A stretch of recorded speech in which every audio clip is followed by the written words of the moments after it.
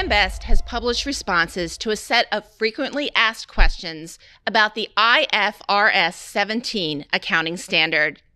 Joining us now to look at some of those is Tony Silverman. He's AM Best's Director of Credit Rating Criteria, Research, and Analytics. Tony, welcome. Great to see you. Thank you so much for joining us. Thank you. Thank you. Great to be here. Tony, the frequently asked questions comes at a time when many jurisdictions are implementing IFRS 17, but not all. Can you explain that dynamic? Well, IFRS's International Financial Reporting Standards are issued by the IASB, the International Accounting Standards Board. And the IASB is sort of just that. It doesn't have legal powers, and jurisdictions voluntarily adopt IFRSs and usually have to adopt any changes or new ones separately.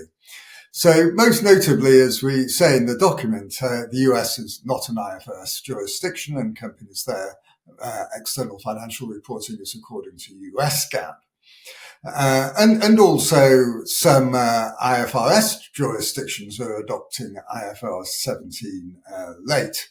2024, 2025 or 2026. But looking at the globe as a whole, if you like, large swathes of it are adopting IFRS 17 or the insurance contract reporting in 2023. And just to sort of complete the dynamic, some non-IFRS jurisdictions are converging, have stated and are converging their local GAAP to IFRS 17 for insurance contracts.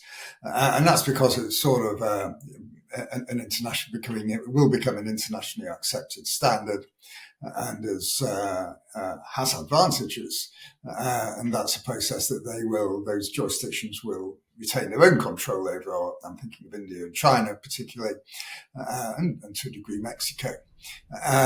They will retain their own control over that, but they will converge over time. So that's sort of the different dynamics around the world. How does IFRS 17 impact the financial reporting, including shareholders' equity of non-life versus life insurers? Well, yeah, in broad terms, it's a question that we need to answer. And that's, there will be changes to profit and equity on transitioning to IFRS 17. And of course, there's a lot of what ifs around that in trying to see the difference. But what will happen is that 2022 will be restated after having initially been reported under previous accounting standards. It will then be restated under IFRS 17. So that's where you'll be able to see the change. In general, there's so many moving pieces to this, Laurie, that there's going to be quite wide variation in the impacts. So just thinking about equity, what we'd say is that on the life side, it's going to be that wide variation, but quite heavily biased to the downside, where IFRS 17 will in effect take profit a bit later than many people are doing on many long-term contracts at the moment, and translating that into the past, equity, the bias will be to the downside, not uniformly. There are some cases where it'll actually work the other way around.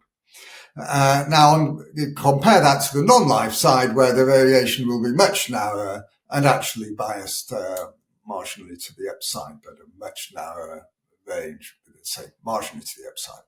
And for profit, the variation is again wide, and it's actually very difficult to generalize, probably marginally in the same directions as I've just talked about for equity.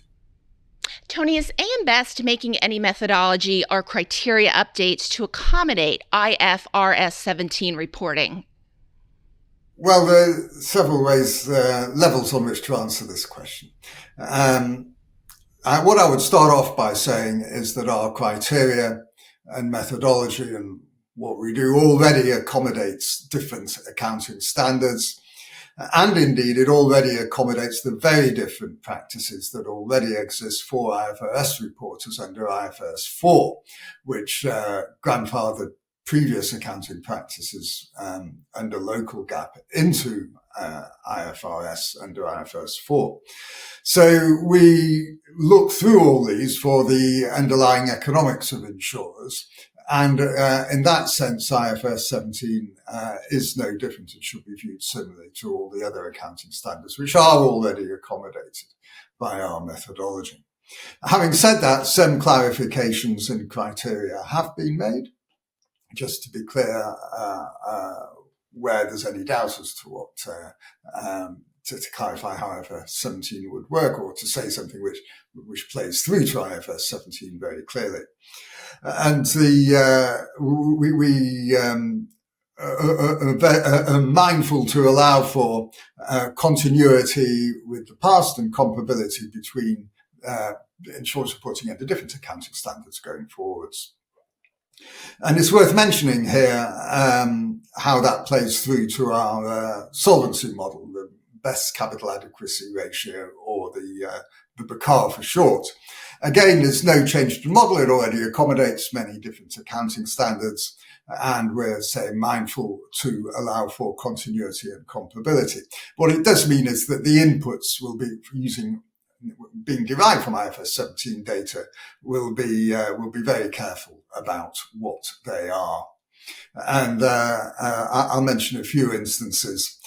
Insurance liabilities under IFRS 17 include receivables and payables, just future cash flows, and whereas they normally didn't before, once they were just a credit risk and not subject to insurance risk anymore. So we'll want reserves without those receivables and payables in them. We'll ask for them if they're not voluntarily disclosed already at the H1 stage. Certainly a couple of large global insurers made that disclosure voluntarily anyway.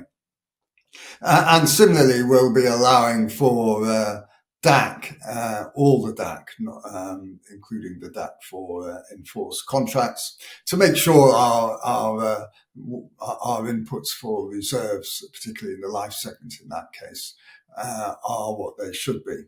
And we also, in the life segment, assess net economic value due to long-term business to adjust available capital for deferred profit in the life segment. And we'll derive this value from IFRS 17 data, but to provide continuity with previous treatments and comparability with non-IFRS 17 reporters, where we're already looking through to the economic reality. This means we'll very broadly be taking 50% of the CSM and risk adjustment net of tax and reinsurance. So there's a detailed trawl gone along through the whole process to ensure that we prepare for the data that will start to emerge on IFRS 17 towards the end of Q1 this year. Is an insurer's IFRS 17 preparedness and compliance with reporting requirements a rating consideration for AM Best? Well, yes, it is, because it certainly falls within the ERM, for example, building block of our rating assessment. And as this is the external reporting, which plays a large role in the feedback mechanism to management, if you like, as to how, obviously there's separate management data as well, but it plays a very important role, obviously, in the whole management control process.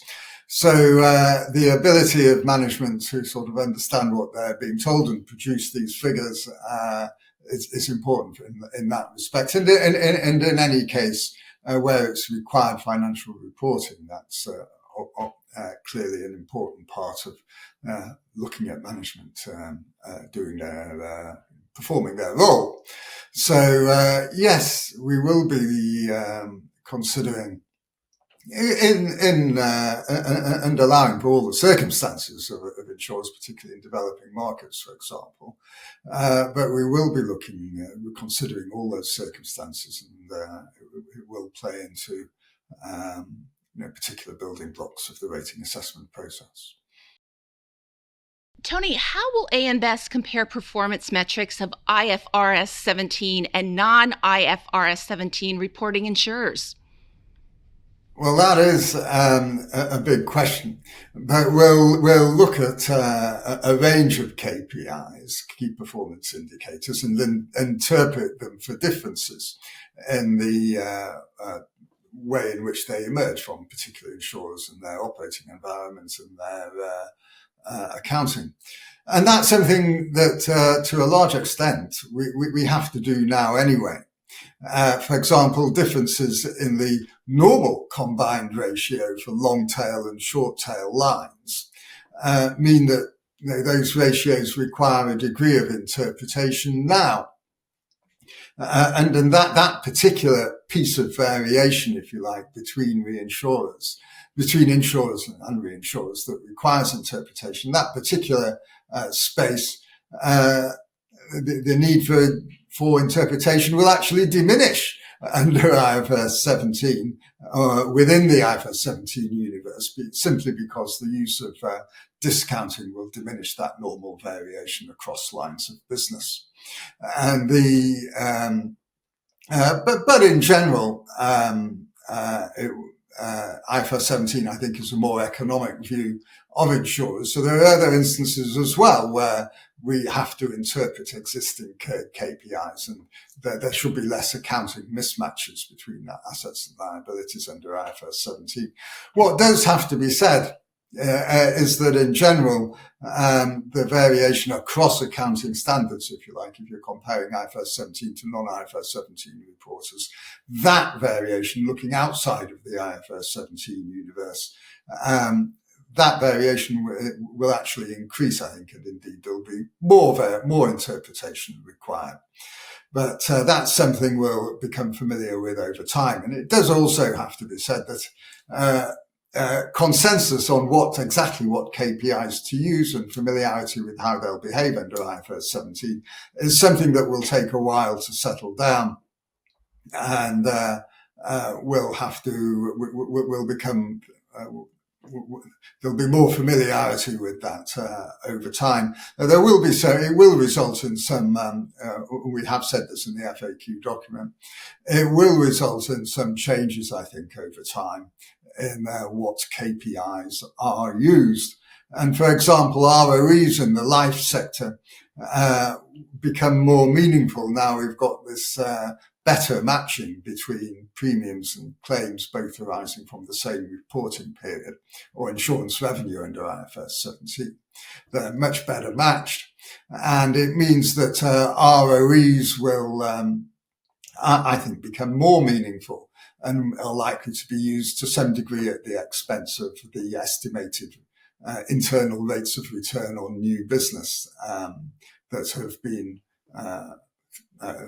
produced as a separate, fairly detached data point in the life segment up to now.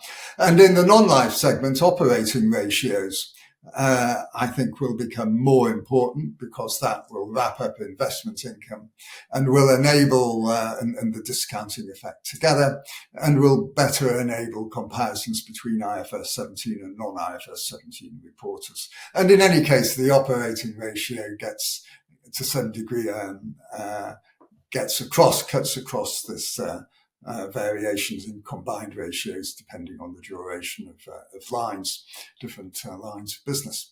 So that's just examples, but over time, things are likely to evolve, and we're very alive to all of these changes and potential changes, and in this way we'll tread our way carefully in the new IFRS 17 world.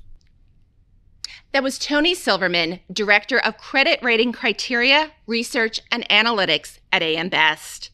To view the frequently asked questions, please visit ambest.com. For AM Best TV, I'm Lori Chortis.